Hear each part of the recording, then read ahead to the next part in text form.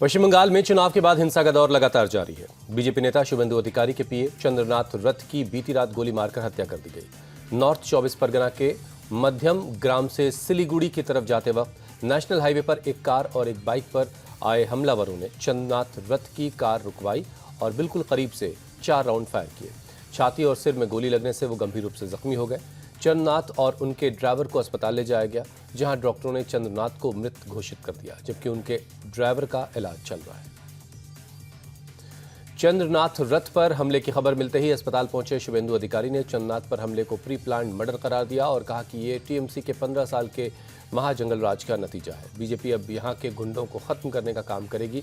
शुभेंदु के मुताबिक 2 से 3 दिन की रेकी के बाद हत्या की योजना बनाई गई थी। पुलिस को कई सबूत मिले हैं और इस मामले की जांच हो रही है। साथ ही शुभेंदु ने बताया कि दिल्ली में केंद्रीय नेतृत्व को वारदात की पूरी जानकारी दे दी गई है।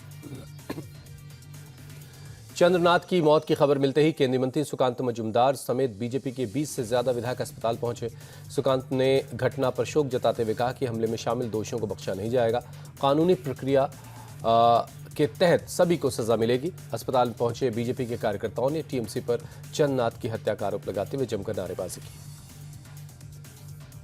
चंद्रनाथ रथ मर्डर केस में बीजेपी नेता अर्जुन सिंह ने सीधे टीएमसी नेता अभिषेक बनर्जी पर हमला बोला। अर्जुन सिंह ने अभिषेक बनर्जी को खूनी बताते हुए उन पर चंद्रनाथ की हत्या करवाने का आरोप लगाया। अर्जुन सिंह ने कहा कि अभिषेक बनर्जी से हार बर्दाश्त नहीं हो रही है और उन्होंने चंद्रनाथ की हत्या करवाकर एक संदेश दिया है, जो लोग साथ में काम करते हैं उनको मार डालो। बंगाल पुलिस ने शुभेंदु अधिकारी के पीए चंद्रनाथ रथ की हत्या की जांच शुरू कर दी है। बंगाल पुलिस के डीजीपी सिद्धनाथ गुप्ता ने कब बताया कि वारदात में इस्तेमाल कार बरामद कर ली गई है, लेकिन उसकी नंबर प्लेट नकली है। साथ ही पुलिस ने मौके वारदात से जिंदा कारतूस और खोखे भी बरामद किए। पुलिस अब सीसीटीवी के आधार पर हमलावरों की शिनाख्त और तलाश में लगी है। टीएमसी ने बीजेपी के आरोपों को नकारते हुए शुभेंदु अधिकारी के पीए चंद्रनाथ रथ की हत्या की निंदा की। टीएमसी नेता कल्याण घोष ने चंद्रनाथ की हत्या में शामिल दोषियों को तुरंत गिरफ्तार करने और कड़ी कार्रवाई की मांग की। टीएमसी ने पूरी वारदात की सीबीआई जांच करवाए जाने की भी मांग की है। पश्चिम बंगाल के बशीरहाट में बीजेपी कार्यकर्ता की गोली मार दी गई। देर रात रोहित रॉय को उस वक्त गोली मारी गई जब वो अपने इलाके में पार्टी का झंडा लगा रहे थे। गोली पेट के निचले हिस्से में लगी। मौके पर मौजूद लोगों ने घायल रोहित को गंभीर हालत में अस्पताल पहुंचाया, जहां उनका इलाज हो रहा है। घटना के बाद मौके पर पहुंची पुलिस मामले की जांच कर रही। पुलिस हमलावरों की पहचान के लिए आसपास के लोगों से भी पूछताछ कर रही है। सीसीटीवी भी खंगाले जा रहे हैं। बिहार में आज सम्राट चौधरी की सरकार का कैबिनेट विस्तार होना है। पटना के गांधी मैदान में आज एनडीए के 27 विधायक दोपहर 12:10 पर मंत्री पद की शपथ लेंगे, जिसमें बीजेपी के 12 और जेडीयू के 11 मंत्री हैं। पूर्व सीएम नीतीश कुमार के बेटे निशांत कुमार भी जेडीयू के कोटे से मंत्री पद की शपथ लेंगे। बीजेपी से विजय कुमार सिन्हा, मंगल पांडे, रामकृपाल यादव, दिलीप जायसवाल और श्रेयसी सिंह का मंत्री बनना तय है। साथ ही लखेंद्र पासवान, रमा निषाद, प्रमोद चंद्रवंशी, अरुण प्रसाद, संजय सिंह टाइगर को भी सम्राट चौधरी के मंत्रिमंडल में जगह मिल सकती है। बिहार के मंत्रियों के शपथ ग्रहण समारोह में पीएम मोदी, अमित शाह, राजनाथ सिंह, जेपी नड्डा और बीजेपी अध्यक्ष नितिन नवीन समेत पार्टी के कई बड़े नेता शामिल होंगे। साथ ही नीतीश कुमार, उपेंद्र कुशवाहा और चिराग पासवान समेत एनडीए के सभी बड़े नेता भी मौजूद रहेंगे। शपथ ग्रहण समारोह से पीएम मोदी का एयरपोर्ट से गांधी मैदान तक रोड शो होगा। इस दौरान जगह जगह पीएम के स्वागत का इंतजाम किया गया है। बिहार में मंत्रिमंडल विस्तार से पहले पटना पहुंचे केंद्रीय गृह मंत्री अमित शाह का सीएम सम्राट चौधरी और पार्टी के नेताओं ने स्वागत किया। इसके बाद अमित शाह पटना के राजवंशी नगर में पंचरूपी हनुमान मंदिर गए, जहां सम्राट चौधरी और बीजेपी के राष्ट्रीय अध्यक्ष नितिन नवीन के साथ पूजा अर्चना की। कांग्रेस ने केरल में सरकार गठन के लिए अजय माकन और मुकुल वासनिक को ऑब्जर्वर बनाया है। आज सुबह 10:30 बजे कांग्रेस विधायक दल की बैठक होगी। कांग्रेस 63 सीटों पर जीत के साथ सबसे बड़ी पार्टी बनी है। वहीं यूडीएफ गठबंधन को स्पष्ट बहुमत मिला है। 10 साल के बाद केरल में यूडीएफ को बहुमत हासिल हुआ है। मुख्यमंत्री पद की दौड़ में फिलहाल 3 बड़े नाम सबसे आगे हैं, जिसमें केसी वेणुगोपाल, वीडी सतीशन और रमेश चेन्नीथला हैं। दिल्ली विधानसभा में कवि कुमार विश्वास की रामकथा अपने राम का आयोजन हो रहा है। कथा के दौरान कुमार विश्वास ने पश्चिम बंगाल का जिक्र किया। बताया कि करीब 6 महीने पहले कोलकाता में मेरा प्रोग्राम होना था, लेकिन बिना कुछ वजह बताए मेरा प्रोग्राम कैंसिल कर दिया गया। हमारे पास कोर्ट जाने का ऑप्शन था, लेकिन हमने ऊपर वाले की कोर्ट में अपनी बात रखी। कुमार विश्वास ने सीधे ममता बनर्जी पर तंज कसते हुए कहा कि सबसे पहले रामकथा मां भवानी ने सुनी थी, अब 9 मई को भवानीपुर भी सुनेगा। मुंबई में हिंदी मराठी विवाद एक बार फिर से गर्मा गया है। राज ठाकरे की पार्टी मनसे के विरोध के बाद फडणवीस सरकार ने बड़ा फैसला लिया। सभी सरकारी कर्मचारियों के लिए 28 जून को नियोजित हिंदी भाषा की परीक्षा को रद्द कर दिया गया है। परीक्षा को मुंबई, नागपुर और छत्रपति संभाजीनगर में करवाया जाना था। राज्य में लंबे वक्त से हिंदी और मराठी विवाद देखने को मिल रहा है। मनसे ने इस पर कहा था कि सरकार हिंदी को बढ़ावा दे रही है और मराठी भाषा की अनदेखी की जा रही है। बिहार के जेडीयू विधायक और बाहुबली नेता अनंत सिंह एक बार फिर से नई मुसीबत में फंस गए हैं। खुलेआम हथियारों की प्रदर्शनी और अश्लील डांस के मामले में उनके खिलाफ गोपालगंज थाने में एफआईआर हुई है।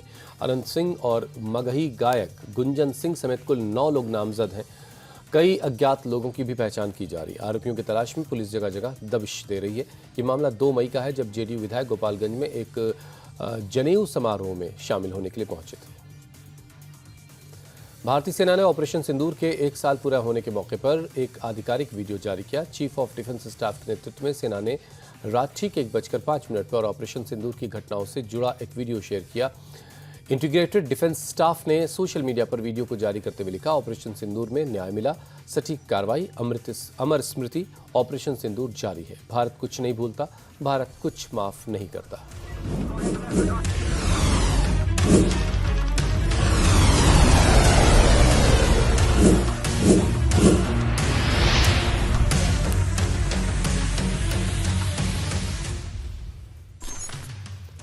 पंजाब के लुधियाना में लुटेरों के हौसले बुलंद हैं। लुटेरों ने एक दिन में भी 3 वारदातों को अंजाम दिया। हालांकि लुटेरों की 2 लूट की कोशिश नाकाम कर दी गई, लेकिन अर्बन बिहार में लुटेरों ने कबाड़ी वाले से 7,000 रुपये लूट लिए।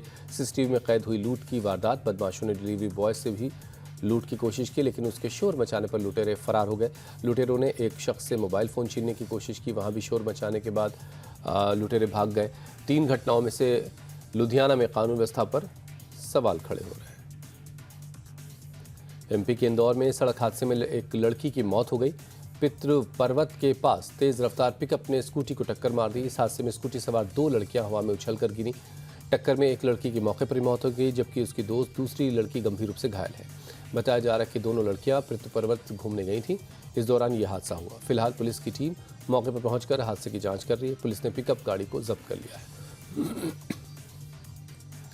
एमपी के सतना में बेकाबू ट्रैक्टर ने एक बाइक सवार को टक्कर मार दी। इस हादसे में बाइक सवार गंभीर रूप से घायल हो गया।